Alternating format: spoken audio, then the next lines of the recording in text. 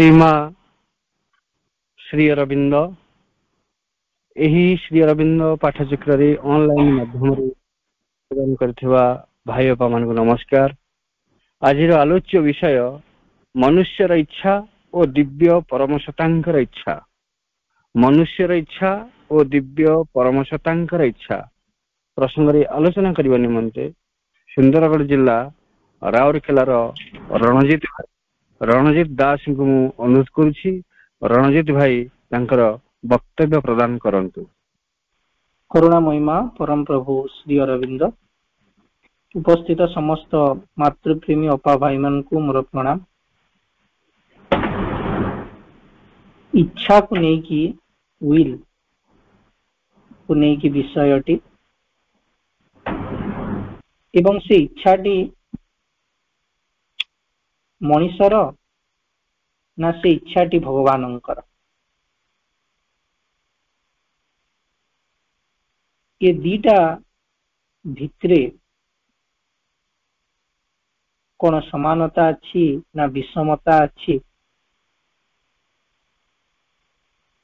मनीष जहाँ इच्छा करुछि भगवान भी ताहा इच्छा करुछंती कि ना मनीषर इच्छाटी भगवानंक इच्छार विरुद्धाचरण करुछि। एई सबु प्रश्न को नेकी ए विषयटी मानवर इच्छा कौन एवं भगवानंकर इच्छा कौन।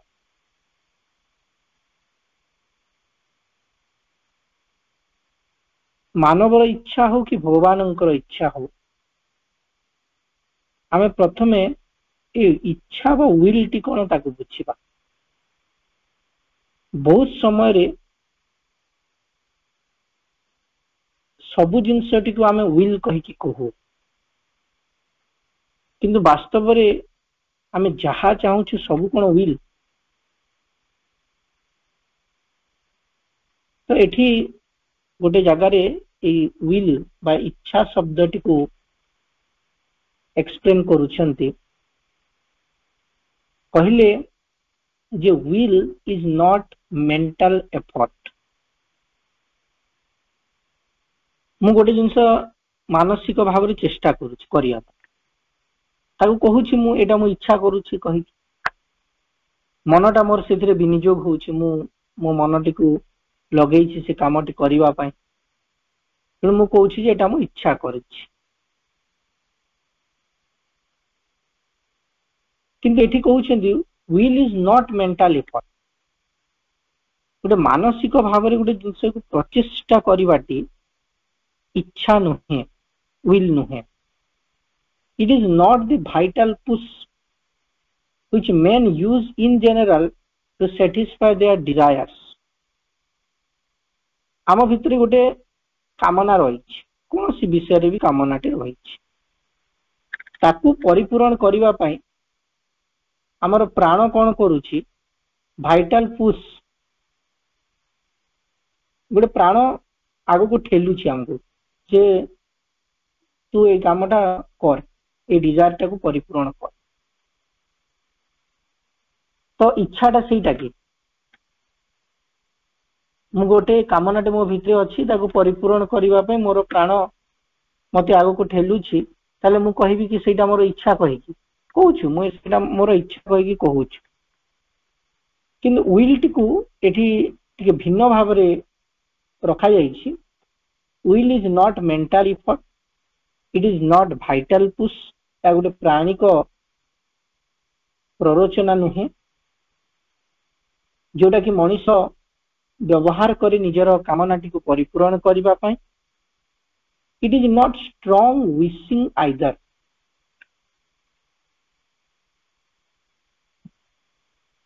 It is not strong wishing, बहुत इच्छा करूछि, एटा बहुत विश करूछि, चाहूछि, बहुत जोर से चाहूछि, सेटा भी नुहे।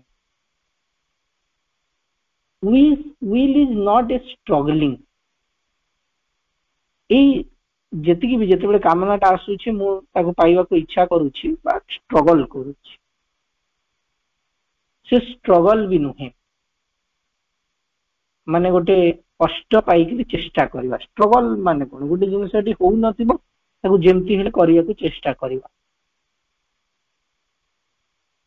Striving an on quite think जदि एगुडा कहला कोन हला मोर मो भीतर जो क्वाइटनेस रही शांत भावटी रही से सब नष्ट हो जाउछि मानसिक भाव रे जेतेबे चेष्टा करूछि प्राणिक शक्ति नहीं कि जेतेबे कामना वासना को परिपूर्ण करबा पे दौड़ुछि सेतेबे मो भीतर जो क्वाइटनेस रही से क्वाइटनेस टी जो शांत भावटी नष्ट हो जाउछि ताहले प्रकृत विल काहाकू कहाजिबो इट इज काम विल जेतेबे प्रकृत भाव रे आम भीतर गोटे विल टे आसे से शांत से नीरव इट इज काम when it is calm it is really a call for the higher power to calm down and act जेतेबे से इच्छाटी शांत सेतेबे से गोटे आह्वान दे पारिबो उच्चतर शक्ति को जे तुम पृथ्वी पृष्ठ को आस बा मो भीतर को आस एवं कार्य कर there is a will which works by dominating over nature एमिति गोटे इच्छा रही जे प्रकृति को डोमिनेट करे there is a will which works by dominating over nature नहले तो समस्त आमे प्रकृतिर दास जदि धरंतु आमे पूरा पूरी गोटे प्राणी स्तर रे थानते ताहले आज जहा आमे करि पारुछे बा मनुष्य करि पारछे बा सेटा करि पारंते आमे प्रकृतिर दास किंतु प्रकृतिर दासत्व भीतर आमे बाहरियो को चेष्टा करछे सब प्राणी को आमे देखुछु गोटे पैटर्न रे से माने जीवनटा बंचुछा गोटे प्रकार खाइबा पीवा भीतर रही जे दिन रे सोउछि जे दिन रे सोउछि जे रात्रि रे सोउछि जे रात्रि रे सोउछि सेमानक खाद्य ग्रहण करिवार गोटे समय अछि रहिबार गोटे निर्दिष्ट तांको पूर्व पुरुष सेठी रहउथिले माने भी सेठी रहउछंती आ भी तांकर भविष्यत रे संतान माने सेठी रह बाप सब बेले गुंफाटे खोजिबार बाप गोटे चढ़ईटे गोटे बसाटे खोजिबार रहिबा पाए से बसाटे तैयारी करिवो ता पूर्व पुरुष भी तैयारी करथले से भी तैयारी करछि तार संतान माने मध्य करिवो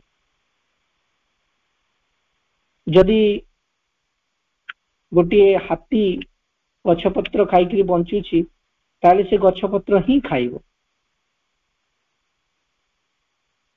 सेमती गोटे पैटर्न अछि अर्थात नेचर जो भली भाव रे फिक्स्ड करछि से माने सेही भली भाव रे जीवनटी बंचुछंती किंतु मनुष्य एमिति गोटे इच्छा रही जे डोमिनेटिंग ओवर नेचर प्रकृति को से निज अधीन रे आनिबा को चेष्टा करे another kind of will does not so much dominate as aspire in a prayerful mood for the higher power to come down आउ गोटे प्रकार इच्छा रही सी कौन करिवो जबरदस्ती प्रकृति को डोमिनेट न करिकरी गोटे उच्चतर शक्ति को आवाहन करिवो इन ए प्रेयरफुल मूड गोटे प्रार्थनामय मन को नेकरी गोटे प्रार्थनामय चिंता को नेकी से उच्चतर शक्ति को आवाहन करिवो आसो इठी रूपांतर कय the highest will is the divine will ये सबु उपरे आउ गोटे जो इच्छाटा रही से होची the highest will is the divine will यार उपरे सर्वोच्च इच्छा होची दिव्यंकर इच्छा it is that which is indispensable to all success it acts automatic एवं से दिव्य इच्छा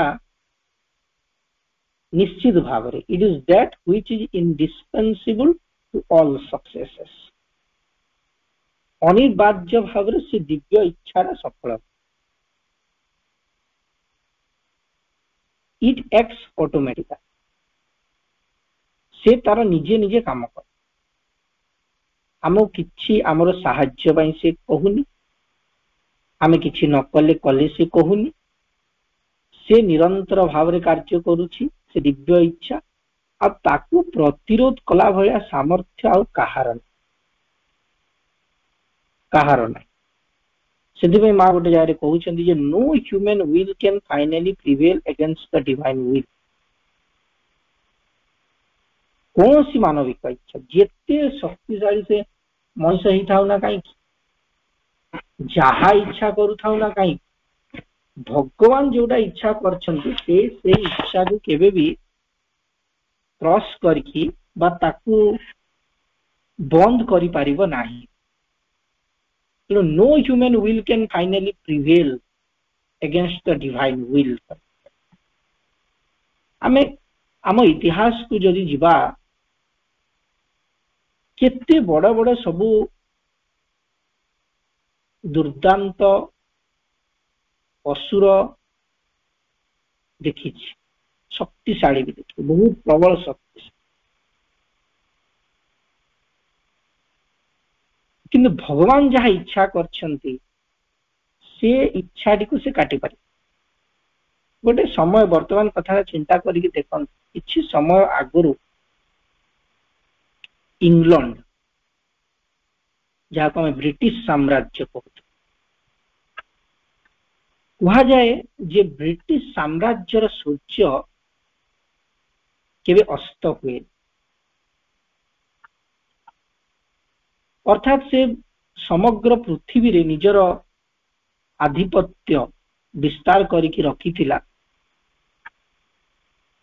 बहुत देश को शासन करुथिला तार अधीन रे सब देश गुड़िक थिले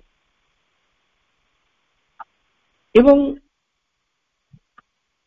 एते तार शक्ति एवं सामर्थ्य एवं ज्ञान थिला गोटे समय रे जे लागुथिला से साम्राज्यर केबे पतन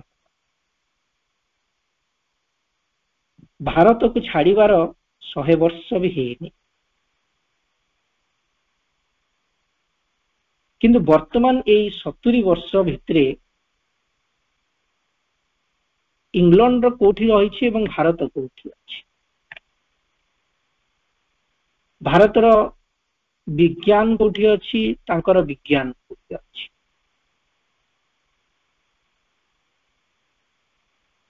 तेणु जदि भगवान चाहती ताहले पंगु लंगम यतिम गिरे जने पंगु जने अन्यर अधीन रे थिला जने अन्यर वश्यता स्वीकार करथिला किंतु से भगवान जदि चाहिए से गिरी लंघन करछि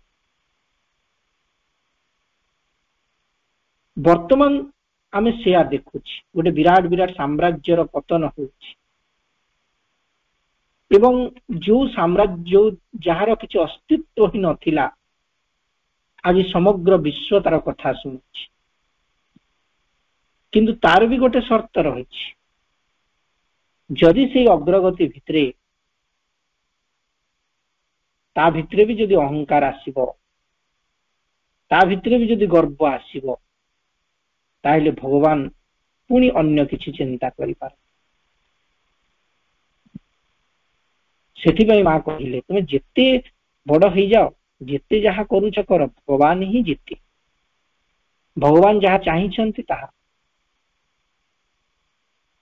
तो जदि ताहा सत्य यदि भगवान को इच्छा ही सर्वोत्तम एवं जदि भगवान ही इच्छा ही सब बेले घटिबो ताहले आमे कोन करिबा दरकार आमको कहिले let us put ourselves deliberately and exclusively on the side of the divine and the victory is ultimately certain तेणु आमे इच्छा करिकरी खुशी सहित डेलिबरेटली संपूर्ण भाव एक्सक्लूसिवली पूरा पूरी संपूर्ण भाव भगवान साइड को पड़े आसला एवं विजयटा सुनिश्चित सबु बेले देखि सबु बेले आमे एई भली गोटिए पर्याय थाउ जेतेबेले श्रीकृष्ण आस्थिले आमे सेमिति गोटे पर्याय थिलु ଯେତେବେଳେ ଯୁଦ୍ଧ ଆରମ୍ଭ ହେବାକୁ ଯାଉଛି ସମସ୍ତଙ୍କ ପାଖରେ ଚଏସ୍ ଅଛି।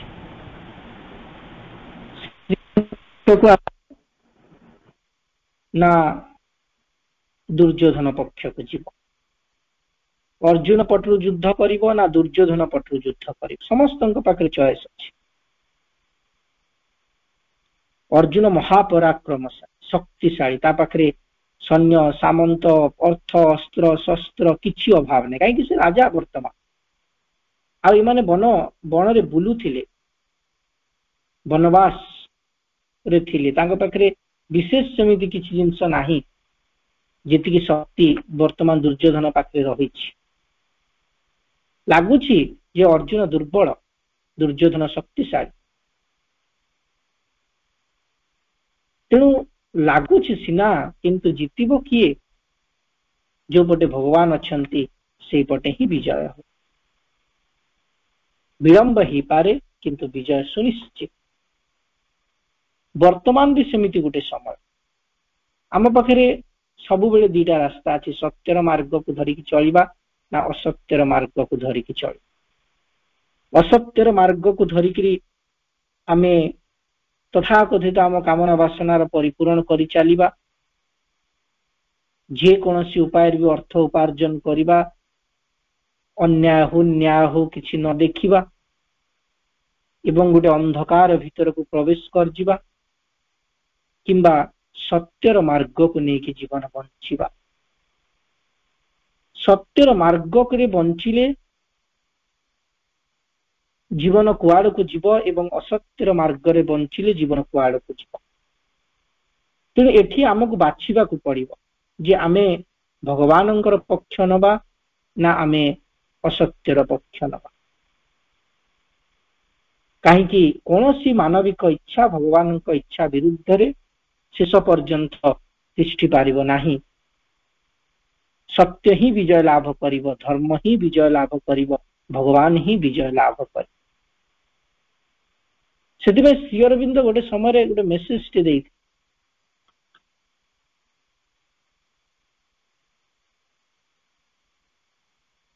ଯେ କହିଥିଲେ ଯେତେବେଳେ ଭାରତର ସ୍ୱାଧୀନତା ସଂଗ୍ରାମର କଥା ଆସିଥିଲା ଯେ ବର୍ତ୍ତମାନ ଏଇଭଳି ଗୋଟେ ସମୟରେ ଆମେ ମାନେ ସବୁ ଘରେ ରହିକି ଆରାମ କରିବା, ଚାକିରି କରିକିରି ନା ଦେଶ ପାଇଁ ଲଢିବା। ଏବଂ ତାଙ୍କ ପଟରେ କିଛି ଜଣ ଆସିଥିଲେ, ତାଙ୍କର କଥା ପଢିକି ତାଙ୍କର ଲେଖାକୁ ପଢିକି ସେ ମାର୍ଗକୁ ଆପଣେଇଥିଲେ ଏବଂ ସେଇମାନେ ହିଁ ବୀର ପୁରୁଷ ହେଲେ, ସେଇମାନେ ହିଁ ମହାନ ହେଲେ, ଜୀବନ ସାର୍ଥକ ହେଲା। ମା ବି ଗୋଟେ ସମୟରେ ମେସେଜ ଦେଇଥିଲେ ଯେ ବାଛିନିଅ ଅନ୍ୟ ପନ୍ଥା ନାହିଁ, ସତ୍ୟ ବା ରସାତଳ। ସତ୍ୟକୁ ବାଛିବ କି ରସାତଳ ଗାମୀ ହବ, ଆଉ କୌଣସି ଅନ୍ୟ ପନ୍ଥା ନାହିଁ, ତାକୁ ବାଛିନିଅ। ତେଣୁ ସେଇଭଳି ଇଚ୍ଛାଟି ଆମର ହଉ, ଯୋଉ ଇଚ୍ଛାଟି ଆମକୁ ଭଗବାନଙ୍କ ଆଡକୁ ନେଇକି ଯିବ, ଦିବ୍ୟଙ୍କ ଆଡକୁ ନେଇକି ଯିବ।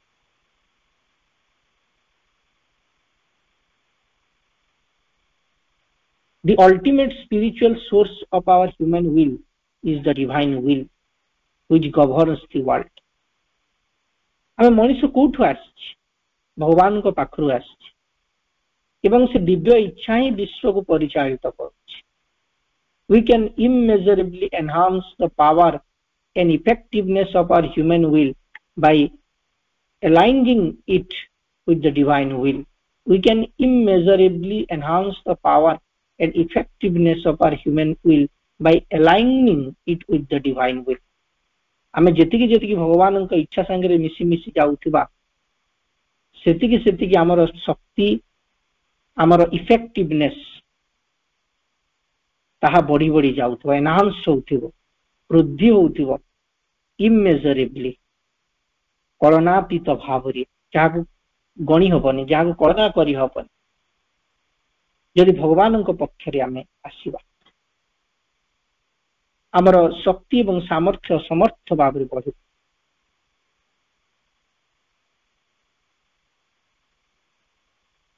Beyond human will, personal will and God's will, how to yoke our human will with the divine will, how to receive divine help when you are placed in a situation or forced to do work which is contrary to your conscience and values, ତେଣୁ ବର୍ତ୍ତମାନ ଆମ ପାଖରେ ପ୍ରଶ୍ନ ଆସିପାରେ ଯେ ଆମେ କିପରି ସେ ଦିବ୍ୟଙ୍କ ଇଚ୍ଛା ସହିତ ମିଳିତ ହେବା।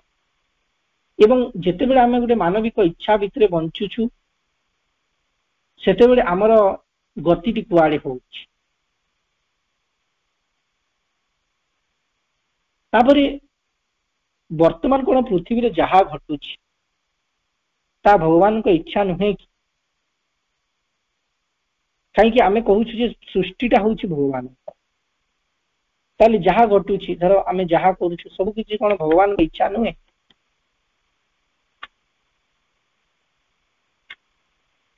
ଯେତେବେଳେ ସୃଷ୍ଟିଟିକୁ ଭଗବାନ କରିଛନ୍ତି,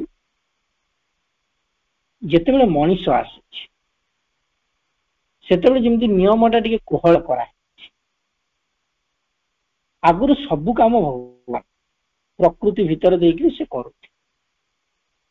ଆମେ ଦେଖିବା ଯେ ମଣିଷକୁ ଯେତେ ଶିକ୍ଷା, ମଣିଷ ଯେତିକି ପଢୁଛି, ଜାଣୁଛି, ଶିକ୍ଷା ଗ୍ରହଣ କରୁଛି, ଚେଷ୍ଟା କରୁଛି ସମସ୍ୟାଟିକୁ ଅତିକ୍ରମ କରିବା ପାଇଁ, ଆଜି ଆମେ ଯାହା କିଛି ଅଛି ଏଇଟା ସବୁ ହଉଛି ମାନବ ଭିତରେ ଗୋଟେ ନିଜକୁ ଅତିକ୍ରମ କରିଯିବାର ଚେଷ୍ଟା। ନିଶ୍ଚିତ ଭାବରେ ଅନ୍ୟ କୌଣସି ପ୍ରଜାତି ଭିତରେ ଆମେ ସେଇ ଜିନିଷଟି ଦେଖିପାରୁ। ଯେମିତି ଗୋଟେ ଛୋଟ ଛୁଆଟେ ଯେତେବେଳେ ପଢୁଥାଏ 10 କ୍ଲାସ, 8 କ୍ଲାସ, 9 କ୍ଲାସରେ ପଢୁଥାଏ, ତା ବାପା ମା ତାଠୁ କଣ ଆଶା କରନ୍ତି? କିଛି ଆଶା କରନ୍ତି, ସବୁ ଜିନିଷ ତାକୁ ଦେଇଦିଅ। ତାର ଟ୍ୟୁସନ ଫିସ୍ ଦିଅନ୍ତି, ତାର ଖାଇବା ପିଇବା ପାଇଁ ପଇସା ଦିଅନ୍ତି, ତାକୁ ଯାହା ସ୍କୁଲରେ ଫିସ୍ ଦରକାର ଦିଅନ୍ତି, ଡ୍ରେସ୍ ଦିଅନ୍ତି, ସବୁ ଦିଅନ୍ତି।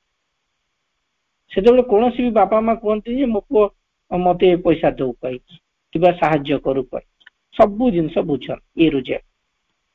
ପିଲାଟି ଯେମିତି ବଡ ହେଇଯାଏ, ତାର ସାମର୍ଥ୍ୟ ଆସିଯାଏ, ବୟସ ବୃଦ୍ଧି ହୁଏ, ସେତେବେଳେ ବାପା ମା ଆଶା କରନ୍ତି ଯେ ପିଲାଟି ନିଜେ କିଛି କରୁ। ସେଥିପାଇଁ ଆମେ ଦେଖୁଛୁ ଯେତେବେଳେ ଆମେ +2 ସାରିକି +3 କରୁ, ଆମକୁ ବି ଲାଗେ ଯେ ଆମେ ବି କିଛି ଗୋଟେ କରିବା ଦରକାର, କି ଟ୍ୟୁସନ ପଢାଏ, କି କୋଉଠି କଣ କରେ ଏବଂ ନିଜେ ବାପା ମାଙ୍କୁ ସାହାଯ୍ୟ କରେ। ତ ସେତେବେଳେ ବାପା ମା ବି ଇଚ୍ଛା କରନ୍ତି ପିଲାଟା କିଛି କରୁ।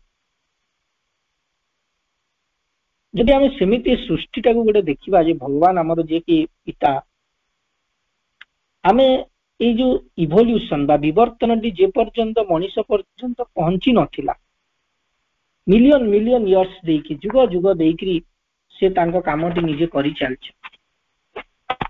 କୌଣସି ଜୀବଜନ୍ତୁ ମାନଙ୍କୁ କହିନାହାନ୍ତି ଯେ ତୁମେ ସବୁ ପଢ, ଜାଣ, ଚେଷ୍ଟା କର, କହିନାହାନ୍ତି। ଆମେ ଦେଖୁଛି ଜୀବମାନେ ତାଙ୍କ ଖାଇଲେ, ପିଇଲେ, ରହିଲେ, ବଂଶ ବୃଦ୍ଧି କଲେ,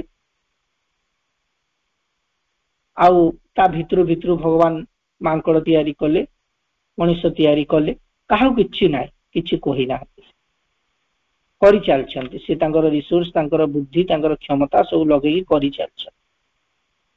ମଣିଷ ଆସିଲା ପରେ ମଣିଷକୁ ସ୍ୱାଧୀନତା ଦେଇଛି, ଫ୍ରିଡମ ଦେଇଛି, ତାକୁ ବାଛିବାର ବି ସ୍ୱାଧୀନତା ଦେଇଛନ୍ତି ଏବଂ ତାକୁ ତା ଭିତରେ ଏମିତି ସାମର୍ଥ୍ୟ ଗୁଡାକ ଦେଇଛନ୍ତି, ସେ ଚାହିଁଲେ ଊର୍ଦ୍ଧ୍ୱକୁ ଯିବ, ଚାହିଁଲେ ନିମ୍ନାଭିମୁଖୀ ହବ ଏବଂ ସେ ପ୍ରକାରର ବ୍ୟବସ୍ଥା ମଧ୍ୟ ପୃଥିବୀରେ ସେ କରିକି ରଖିଛନ୍ତି। ତେଣୁ ଆମେ ଯାହା କିଛି କରୁଛୁ ଅଲ୍ଟିମେଟଲି ନିଶ୍ଚିତ ଭାବରେ ଗୋଟେ ଦିବ୍ୟତ୍ୱ ଆଡକୁ ସୃଷ୍ଟି ଯାଉଛି, କିନ୍ତୁ ଭଗବାନ ଏବେ ଆମକୁ ଦାୟିତ୍ୱ ଦେଇଛନ୍ତି ବା ଆମକୁ ସ୍ୱାଧୀନତା ଦେଇଛନ୍ତି ଯେ ୟୁ ଚୁଜ୍। ଛୁଆଟି ଏବେ ବଡ ହେଇଯାଇଛି, ତେଣୁ ଆମେ ଯାହା ବି କରିବା କହିଦେବା ଭଗବାନଙ୍କର ଇଚ୍ଛା, ତାହା କେବେ ବି ଯୁକ୍ତିଯୁକ୍ତ ନୁହେଁ। କାହିଁକି ମଣିଷ ଆଉ ପଶୁ ହେଇକି ନାହିଁ, ମଣିଷ ଆଉ ବାଘ, ଛେଳି, ମେଣ୍ଢା, କୁକୁର ହେଇକି ନାହିଁ ଯେ ସେ ପ୍ରକୃତି ଦ୍ୱାରା ସମ୍ପୂର୍ଣ୍ଣ ଭାବରେ ପରିଚାଳିତ ହଉଛି। ପ୍ରକୃତିକୁ ଅତିକ୍ରମ କରିବାକୁ ଆମେ ଚେଷ୍ଟା କରୁଛୁ, ଜାଣିବା ପାଇଁ ଚେଷ୍ଟା କରୁଛୁ। ଅନ୍ଧାର ହେଇଗଲେ ଆମ ପାଇଁ ରାତ୍ରି ହୁଏନି, ଅନ୍ଧାର ହେଇଗଲେ ଆମେ ଆଲୁଅର ବ୍ୟବସ୍ଥା କରୁଛୁ। ସୂର୍ଯ୍ୟ ଅସ୍ତ ହେଇଗଲେ ଆମେ ସମସ୍ତେ ଯେ ଘରକୁ ଫେରି ଆସୁ ନିଜର କର୍ମ କ୍ଷେତ୍ରରୁ ତାହା ନୁହେଁ। ଆମେ ସୂର୍ଯ୍ୟ ଅସ୍ତ ହେଲେ କର୍ମ କ୍ଷେତ୍ରକୁ ବି ବାହୁନି ଯାଉ, ସୂର୍ଯ୍ୟୋଦୟ ହେଲେ ଫେରି ଆସୁ। ତେଣୁ ଏଠି ଆମର ନିଜର ଇଚ୍ଛା, ନିଜ ଭିତରେ ସ୍ୱାଧୀନତା ଭଗବାନ ଦେଇଛନ୍ତି। ତେଣୁ ସବୁ କିଛି ଭଗବାନ କରୁଛନ୍ତି କହିକିରି କହିବା, ସବୁ କିଛି ତାଙ୍କର ଇଚ୍ଛା କହିକି କହିବା, ମା ନିଜେ କହୁଛନ୍ତି ଯେ ବର୍ତ୍ତମାନ ସେଟା କେତେବେଳେ ହବ, ଯେତେବେଳେ ତୁମେ ସେଇ ଚେତନାରେ ରହିବ। ଭଗବତ ଚେତନାରେ ଯେତେବେଳେ ରହିବ, ସେତେବେଳେ ଯାହା କିଛି ତୁମ ଜୀବନରେ ଘଟୁଛି ସବୁ କିଛି ତାଙ୍କର ଇଚ୍ଛା ହବ। କିନ୍ତୁ ବର୍ତ୍ତମାନ ଆମକୁ ସେ ଯେହେତୁ ଫ୍ରିଡମ ଦେଇଛନ୍ତି, ଆମେ ଯଦି ନିମ୍ନ ଚେତନା ଭିତରେ ବଞ୍ଚିବା ସେଇଭଳି ପରିଣାମ ପାଇବା, ଆମେ ଯଦି ମାନସିକ ଚେତନା ଭିତରେ ବଞ୍ଚିକି କର୍ମ କରିବା ସେଇଭଳି ପରିଣାମ ପାଇବା, ପ୍ରାଣିକ ଚେତନା ଭିତରେ ଯଦି ବଞ୍ଚିକି କର୍ମ କରିବା ସେଇଭଳି ପରିଣାମ ପାଇବା। ତେଣୁ ଏଠି ଇଭଲ୍ୟୁସନ ଯୋଉ ବିବର୍ତ୍ତନର ଧାରାଟି, ତାହାର ସମୟଟି, ପରିବର୍ତ୍ତନର ସମୟଟି କମ ବି କରାଯାଇପାରିବ, ବେଶୀ ବି ହେଇଯିବ। ସେଥିପାଇଁ ଯୋଗର ଏକ ବ୍ୟବସ୍ଥା ବି ରହିଛି। ଆମେ ଯଦି ଚାହିଁବା ତାହେଲେ ବହୁତ ଆଗକୁ ଯାଇପାରିବା ଅଳ୍ପ ସମୟ ଭିତରେ। ସ୍ୱାମୀ ବିବେକାନନ୍ଦ ଦ ସିନ୍ଥେସିସ୍ ଅଫ୍ ୟୋଗରେ ସେଇ କଥାଟି କହିଛନ୍ତି ଯେ yoga is nothing but a shortest period of time। ଗୋଟେ ପରିବର୍ତ୍ତନଟା ହବା ପାଇଁ ବହୁତ ଦିନ ଲାଗିଥାନ୍ତା, ଆପଣ ଶୀଘ୍ର ଇଚ୍ଛା କରିବେ ଏବଂ କରିବେ, ଉପରକୁ ଉଠିବାକୁ ଚେଷ୍ଟା କରିବେ।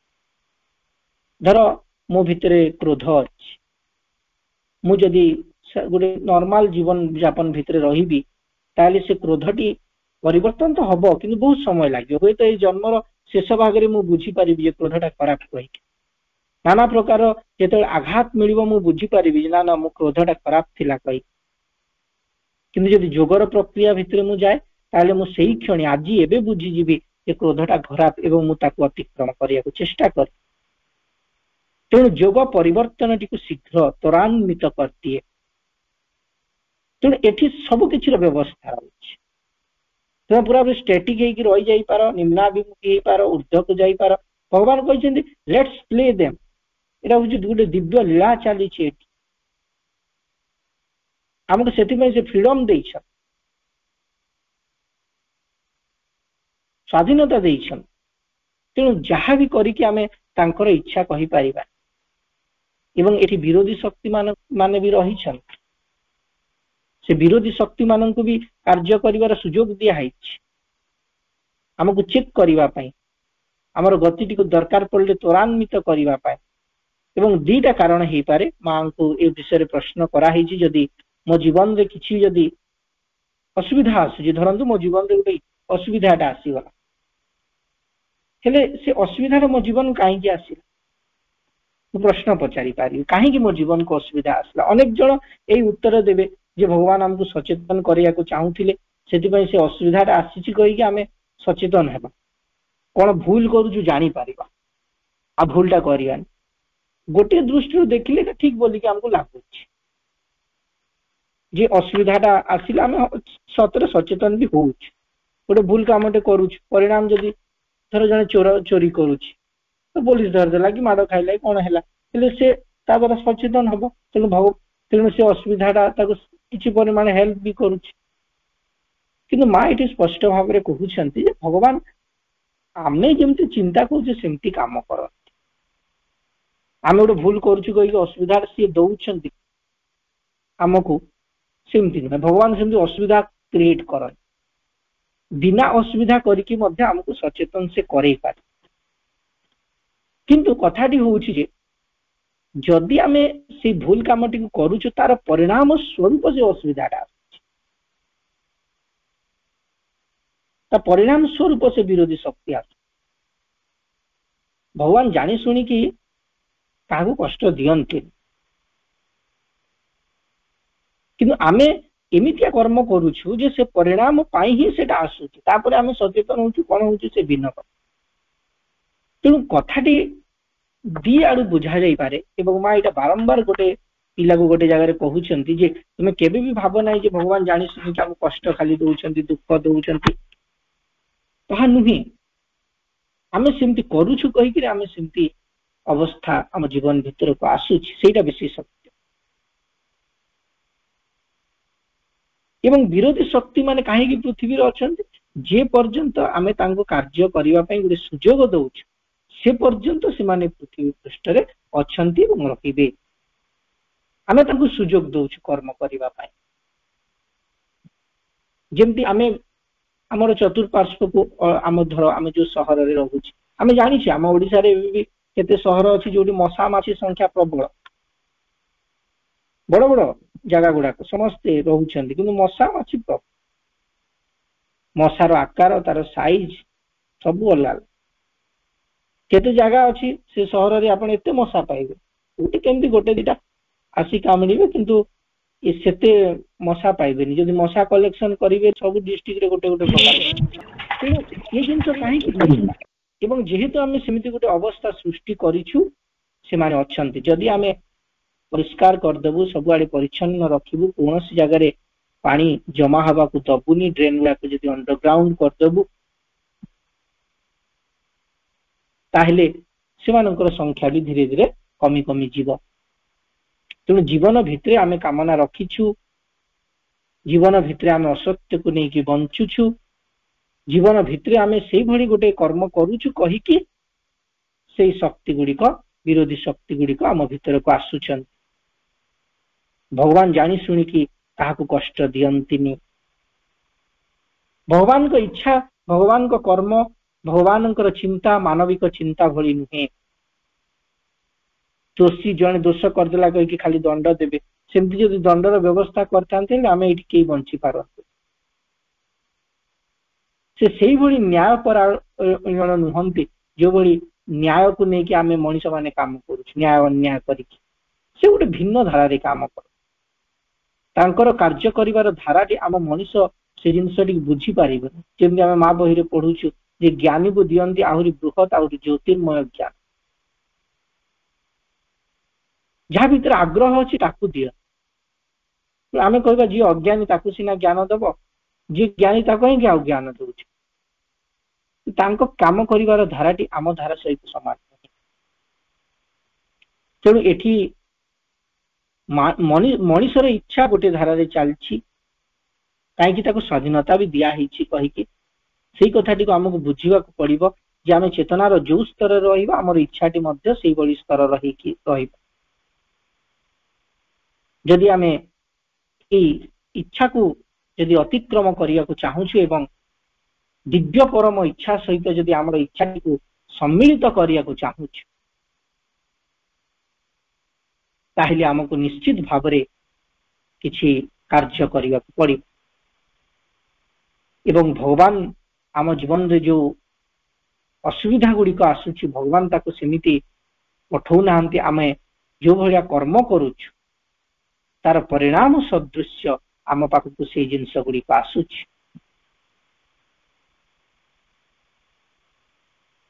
ଆଉ ଗୋଟେ ଜାଗାରେ ମାଙ୍କୁ ଜଣେ ପ୍ରଶ୍ନ କରିଛନ୍ତି ଯେ ମା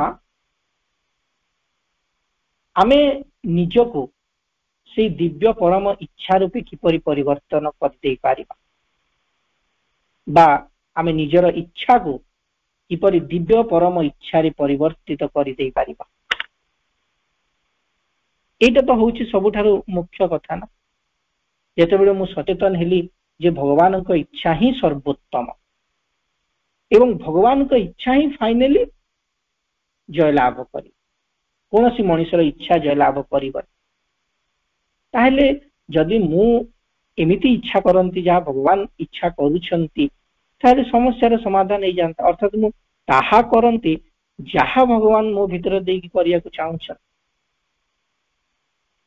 ଆଜି ଦିନଟିରେ ଯାହା ସେ ଚାହୁଁଛନ୍ତି ତାହା କରନ୍ତି, କାଲି ଦିନଟିରେ ଯାହା ସେ ଚାହୁଁଛନ୍ତି ତାହା କରନ୍ତି। ଏଇ ସମଗ୍ର ଜୀବନଟିରେ ଅର୍ଥାତ ମୁଁ ଯୋଉଥିପାଇଁ ଜନ୍ମ ହେଇଛି ଭଗବାନ ତ କିଛି ଗୋଟେ ଭାବିକି ଜନ୍ମ ଦେଇଥିବେ।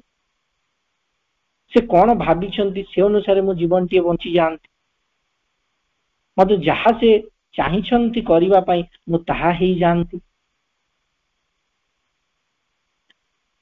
ମୋର ଇଚ୍ଛାଟି ପରମଙ୍କ ଇଚ୍ଛା ସାଙ୍ଗରେ ମିଶି ଯାଆନ୍ତା, ତାହେଲେ ଆଉ କିଛି ଅସୁବିଧା ନଥାନ୍ତା, ଆଉ କିଛି ସମସ୍ୟା ନଥାନ୍ତା। ଏବଂ ମୁଁ ଯୋଉ ଭଳି कर्म पाई पृथ्वी को आसीथिली सेई कर्म भितर देकरी आगो को बढ़ी चलन सेथिबाई आमको कौन करबा को हबो जदि आमे सेमति चाहूछु जे हमर इच्छाटा भगवान को इच्छा संगे मिसु ताहले हमको कौन करिया को पड़ियो ए होची प्रश्न मा कहिले जे प्रथमे सेथि लगी इच्छा करबा को हेबो बहुत लोग चाहन्तिनी बहुत लोग चाहन्ति जे मोर इच्छाटा भगवान को इच्छा संगे मिसु केते जण चाहूछु कहि केते जण चाहूछु केते जण आमे समाज रे छिड़ा है कि केबे प्रार्थना भी करूछु जे भगवान तुमर इच्छा दे हो कहि केते बेले केमती कर दउछु एमती पाठ छोर सुनिथिली तापर पुरा टिके कर दउछु दिने दी दिन तापर फेर जो कथा को सेई कथा मोर ई असुविधा रहिछि ताको समाधान कर दियो सेटा करि दियो एई जिंसटा मते देई दियो फेर जो कथा को सेई कथा को फेरी जाउछु निरंतर भाव रे सबु बेले आमे कोन चाहूछु जे मो इच्छाटा भगवान को इच्छा संगे मिसी जाऊ कहि कि चाहि पारुन एवं अनेक व्यक्ति अछंती जो माने विषय के चिंता भी करूना तेणु माँ कहले प्रथम इच्छा कर जे तुम इच्छाटा भगवान को इच्छा संगे मिसु कहि कि fast you will for it तापर कौन करिवो एक दृढ़ अभिप्सा पोषण करबा को हबो will for it pray for अभिप्सा गुतर एस्पिरेशन जे भगवान को इच्छा मु जानिया को चाहूची भगवान मो भीतर देकरी काम करंतु भगवान को इच्छा जहा ताहा मो जीवन रे घटू अभिप्सा निरंतर अभिप्सा सेथि लगी अनवरत इच्छा करबा को पड़िबो अनवरत अभिप्सा करबा को हेबो भूली जाउछु आमे किछि दिन करूछु किछि दिन भूली जाउछु अनवरत अनवरत सबु बेले इच्छा करबा को हेबो असुविधार सम्मुखीन हेबा मात्र के ता उपदार्थ छाड़ी दबा किछि जीवन रे असुविधा आसिला बा सब भूली गलु एवं पुणी प्रार्थना पुणी नाना प्रकार रो एटा कर दियो सेटा कर दियो मते असुविधा भितर बाहर कर दियो कहूछ एति कथा मा कहउछंती सफलता हासिल करिवा पर्यंत ताहा करिवा को हबो जे पर्यंत से दिव्य परम इच्छा पाखरे आमे पहुंची न जाइछु से पर्यंत हमको ए जिंसटी करिवा को तापरे आउ केते गुडे कथार प्रयोजन रहुछि प्रथमते होछि एमिति इच्छा करिवा अनवरत भाबरे इच्छा करिवा अनवरत भाबरे अभिप्सा करिवा एवं मने रखिथिबा जेमति प्रथम रु आमे पढिले जे जेतेले विल सेटा हमकु स्ट्रगल भीतर को पसेबा कामनेस आम भीतर शांत भावटी को सृष्टि करिवो बहुत बड़ बड़ कर्म गुड़ाक से शांति रे ही हुए श्री अरविंद निज रूम भीतर नीरव भाव रे बसी थिले से बेसी काम करछंती ना आमे बेसी काम करछु तेनु दिव्य परम सत्तांकर इच्छा को कार्य करबा को हेले व्यक्ति को नीरव होबा को शांत होबा को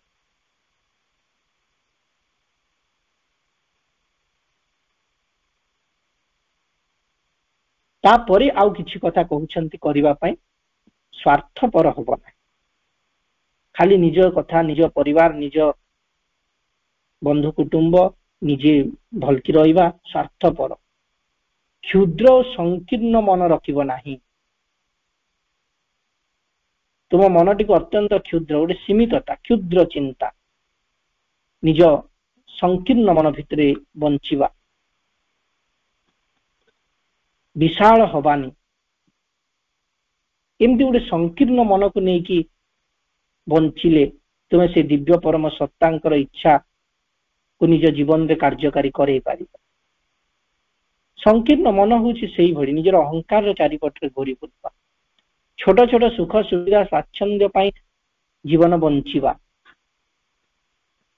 कोनोसी प्रकार विशेष अभिरुचि सहित जीवन बंचिबो ना एटा मते हेले ही दरकार एटा जीवन रे निहाती दरकार एटा मोर अभिरुचि କୌଣସି ବାଟରେ ବି ମୁଁ ଏଟା ପରିପୂରଣ କରିବାକୁ ଚାହୁଁଛି, ଏମିତି ଗୋଟେ ଅଭିରୁଚି ନେଇକି ଯଦି ଜୀବନ ବଞ୍ଚିବ ତାହେଲେ ସେ ଦିବ୍ୟ ପରମ ଇଚ୍ଛା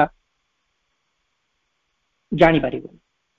ଉଦାହରଣ ସ୍ୱରୂପ ଗୋଟେ ସମୟରେ ଶ୍ରୀ ଅରବିନ୍ଦଙ୍କୁ ବି ଲାଗୁଥିଲା ଯେ ମୁଁ ସ୍ୱାଧୀନତା ସଂଗ୍ରାମରେ ଭାଗ ନେବା ପାଇଁ ହିଁ ଆସି, କିନ୍ତୁ ଭଗବାନଙ୍କ ଇଚ୍ଛା କଣ ଥିଲା? ତାଙ୍କୁ ଜେଲ ନେଇଗଲେ। ଜେଲ ଭିତରେ କେତେ ଯାତନା ପାଇଲେ, କଷ୍ଟ ପାଇଲେ। ତ ଏବେ କଣ ଲାଗୁଛି ଆମକୁ? ଶ୍ରୀ ଅରବିନ୍ଦଙ୍କ ଇଚ୍ଛା ଗୋଟେ ଥିଲା, ଭଗବାନଙ୍କ ଇଚ୍ଛା ଥିଲା, କିନ୍ତୁ ସେଇ ଇଚ୍ଛାଟିକୁ ସେ ଗ୍ରହଣ କଲେ। ସେଇଥିରେ ସେ ବ୍ୟସ୍ତ ହେଲେନି, ବିବ୍ରତ ହେଲେନି, ଭାଙ୍ଗି ଗଲେନି। ସେଇ ଇଚ୍ଛାଟିକୁ ସେ ଗ୍ରହଣ କଲେ, ଯାହା ତାଙ୍କୁ ନିର୍ଦ୍ଦେଶ ମିଳିଲା ସେ ଗ୍ରହଣ କଲେ। ଭଗବାନ ଯେତେ ଦିନ ଚାହିଁବେ ସେତେ ଦିନ ଜେଲ ଭିତରେ ରହ, ସେ ଜାଣିଥିଲେ କଥା। ଯେତେବେଳେ ଲର୍ଡ ବିଚକ୍ରାଫ୍ଟ ଆସିଲେ ଇଂଲଣ୍ଡରୁ ତାଙ୍କୁ ଫାଶୀ ଦେବା ପାଇଁ ଜଜ ହିସାବ, ସେ ଦେଖିଲେ ତାଙ୍କର ସିଏ ହେଉଛନ୍ତି ବନ୍ଧୁ। ଅର୍ଥାତ୍ କେବେଠୁ ଭଗବାନ ଜାଣିଛନ୍ତି ଯେ ଶ୍ରୀ ଅରବିନ୍ଦଙ୍କୁ ଦିନେ ଏମିତି ଜେଲ ଆସିବାକୁ ପଡିବ, ଆଲିପୁର ଜେଲ, ଏବଂ ତାଙ୍କର କେସ୍ ପାଇଁ ଗୋଟେ ଜଜ ଦରକାର ହବ। ସେ ଜଜଟି ତାଙ୍କର ବନ୍ଧୁ ହେଇଥିବ, ସେ ବନ୍ଧୁ ଆସିଲେ ତାଙ୍କୁ ବିପଦରୁ ମୁକ୍ତ କରିବ, ଯାହା ହେଲେ ଟିକେ ସଫ୍ଟ କର୍ଣ୍ଣର ତାଙ୍କ ପ୍ରତି ରହିବ ବନ୍ଧୁ ଭାବରେ। ଭଗବାନ ସେତେବେଳଠୁ ତାଙ୍କୁ ଜନ୍ମ ଦେଇଥିଲେ, ତାଙ୍କ ସାଙ୍ଗରେ ପଢେଇଥିଲେ, ତାଙ୍କ କଲେଜରେ ପଢେଇଥିଲେ, ସବୁ ବ୍ୟବସ୍ଥା ସେ କରିଥିଲେ। ତେଣୁ ଏଠି ନିଜର ଅଭିରୁଚି ଚଳିବ। ମୁଁ ଦେଶ ସ୍ୱାଧୀନରେ ଭାଗ ନେବି ମାନେ ଯେ ଭଗବାନ ତାହା ହିଁ କରିବାକୁ ବାଧ୍ୟ ମୋ ପାଇଁ, ତାହା ଚଳିବ, ଅଭିରୁଚି ରହିବନି। ତେଣୁ ସେଇ କଥାଟି ଆମେ ଦେଖିଲେ ଶ୍ରୀ ଅରବିନ୍ଦ ଗ୍ରହଣ କଲେ। ତାପରେ ଯାହା ତାଙ୍କ ଭିତରେ ନିର୍ଦ୍ଦେଶ ଆସିଲା ଗ୍ରହଣ କଲେ। ଚନ୍ଦନ ନଗର ଯାଅ, ଚନ୍ଦନ ନଗର ଗଲେ। ପଣ୍ଡିଚେରୀ ଯାଅ, ପଣ୍ଡିଚେରୀ ଗଲେ। ପଚାରିଲେନି ଯେ ପଣ୍ଡିଚେରୀ କେହି ତ ନାହାନ୍ତି, କୁଆଡେ ଯିବି ମୁଁ, ସେଠି ମତେ କିଏ ଖାଇବାକୁ ଦବ, କେମିତି ମୁଁ ରହିବି? ଯୋଉ ଚେଟ୍ଟି ହାଉସ ଆମେ ଆଜି ଦେଖୁଛୁ, ଶଙ୍କର ଚେଟ୍ଟି ବୋଧେ, ସେ ଚେଟ୍ଟି ହାଉସ ତାଙ୍କର ଗୁରୁ ତାଙ୍କୁ ଆଗରୁ କହିଦେଇଥିଲେ ଯେ ଉତ୍ତର ଦିଗରୁ ଜଣେ ଗୁରୁ ଆସିବ, ମୋ ପରେ ତାଙ୍କୁ ତୁମେ ଗ୍ରହଣ କରିବ, ଯୋଗୀ ଗୁରୁ ଭାବରେ ଗ୍ରହଣ କରିବ। ତାଙ୍କର ସବୁ କଥା ବୁଝି, ଇଏ ହଉଛନ୍ତି ଭଗବାନ। ତେଣୁ ଭଗବାନଙ୍କ ଇଚ୍ଛା କଣ ଜାଣି ହବ ଯଦି ଆମେ ସେଠିକୁ ନେଇକି ଜୀବନ ବଞ୍ଚିବାକୁ ଚାହୁଁଥିବା, ତେବେ ଇଚ୍ଛା କରିଥିବା, ଅଭିପ୍ସା କରିଥିବା, ତାହେଲେ ଆମକୁ ବି ମା ନିର୍ଦ୍ଦେଶ। ଆମେ କହିବା ଖାଲି ସ୍ୱର୍ଣ୍ଣଙ୍କୁ କହିବେ, ଆମକୁ କହିବେନି? କହିବେ। ଆମେ ବି କଣ କରିବା ବତେଇ, କୁଆଡକୁ ଯିବା ବତେଇ, ଆମକୁ ବି ପରିଚାଳିତ। କିନ୍ତୁ ଯେତେବେଳେ ଫେର ଆମର ଇଚ୍ଛା ଆସିବ, ଆମେ କହିବା ମୋ ଏଇ ଇଚ୍ଛା, ଏଇଟା ପୂରଣ କର, ତୁମର ଇଚ୍ଛାରେ ମୁଁ ବଞ୍ଚିବାକୁ ଚାହୁଁନି, ତାହେଲେ ସେଇ ଯୋଉ ସମ୍ପର୍କଟା ହଉଥିଲା କଟିଯିବ। ଏବଂ ଯୋଉଠି ସ୍ୱାର୍ଥ ଅଛି ସେଠି ସେ କାମ କରିପାରେ। ଯଦି ଶ୍ରୀ ଅରବିନ୍ଦ ଏଇ ସବୁ ନିଜ ପାଇଁ କରିଥାନ୍ତେ ତାହେଲେ ହୁଏତ ଅସୁବିଧା, ଦେଶ ପାଇଁ, ଜାତି ପାଇଁ, ମାନବ ସମାଜ ପାଇଁ। ତାଙ୍କର 3ଟି ପାଗଳାମୀ ସେ କଥାଟିକୁ ସେ ଉଲ୍ଲେଖ କରିଛନ୍ତି। ତେଣୁ ନିଃସ୍ୱାର୍ଥପର ଭାବରେ କର୍ମ କରିବା, କୌଣସି ବାସନା ରଖିବ ନାହିଁ, କୌଣସି ମନସ୍ତରୀୟ ବିଶେଷ ମତ ବି ପୋଷଣ କରେ। କୌଣସି ପ୍ରକାର ବାସନା ରହିଲେ କାମ କରିପାରିବେ, କାହିଁକି? ସେ ବାସନାଟା ପରିପୂରଣ ହେଲେ ନହେଲେ ଆମେ ଫଟି କମ୍ପ୍ଲେନ କରିବା ଯେ ମୋର ତ ଏଇଟା ହେଲାନି। ତେଣୁ ଏଇଟା ଗୋଟେ ଦୀର୍ଘ ପ୍ରକ୍ରିୟା। ନିଶ୍ଚିତ ଭାବରେ ନିଜର ସାଧାରଣ ପ୍ରକୃତିକୁ ବଦଳେଇ ଦେବାକୁ ହିଁ ପଡିବ। ଏଇଠି ହଉଛି ପ୍ରଥମ ସର୍ତ୍ତ। ଆମର ପ୍ରକୃତିଟାକୁ ଆମକୁ ବଦଳେଇବାକୁ ପଡିବ ଯଦି ଆମେ ଭଗବାନଙ୍କ ଇଚ୍ଛା ଭିତରେ ବଞ୍ଚିବାକୁ ଚାହୁଁଛୁ। ଜିନିଷଟି ଲମ୍ବା ପ୍ରୋସେସ, ଅତ୍ୟନ୍ତ ଦୀର୍ଘ। ଆପଣା ମନର ସକଳ ସୀମା ଓ ବାଡକୁ ଭାଙ୍ଗିଦେବା, ନିଜ ପ୍ରାଣିକ ମଧ୍ୟରେ ରହିଥିବା ଯାବତୀୟ ବାସନାକୁ ଚୂର୍ଣ୍ଣ କରିଦେବା ଏବଂ ନିଜ ଭୌତିକ ପ୍ରକୃତିର ଯାବତୀୟ ରୁଚି ଅଭିରୁଚିର ବନ୍ଧନକୁ ଭାଙ୍ଗିଦେବା, ତେବେ ଯାଇ ଦିବ୍ୟ ପରମ ଇଚ୍ଛା ସହିତ ସଂସ୍ପର୍ଶରେ ଆସିବା ବିଷୟରେ ଏକ ଆଶା ପୋଷଣ କରାଯାଇପାରେ। ୟା ଭିତରେ ଅନେକ ଜିନିଷ ରହିଛି। ପ୍ରତ୍ୟେକ କ୍ଷେତ୍ରରେ ଆମକୁ କାମ କରିବାକୁ ହବ। ପ୍ରାଣିକ ମଧ୍ୟରେ ରହିଥିବା ଯାବତୀୟ ବାସନାକୁ ଚୂର୍ଣ୍ଣ କରିପାରୁଛୁ?